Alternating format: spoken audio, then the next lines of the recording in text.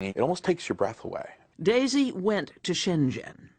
Foxconn wouldn't let him in, so he stood outside the main gate with his translator, talking to workers at shift change.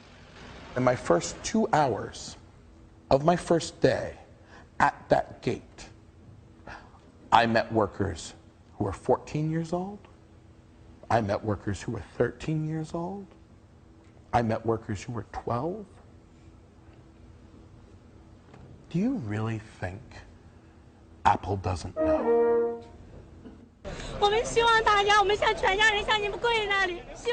But what was news were the suicides.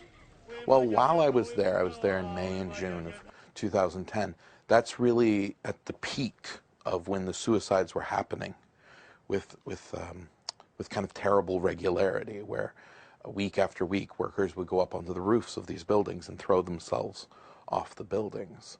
When you were there, were there nets around the building to prevent further suicides? There was, yes. So you saw those? I did. And what did that look like, looking up and seeing them? They look a lot like the nets you would put out to catch fish.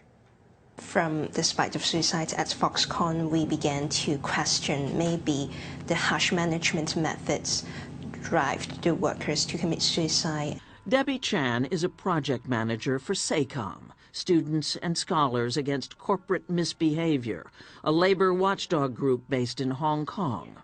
SACOM reported at least 18 Foxconn workers committed suicide in 2010, and more tried.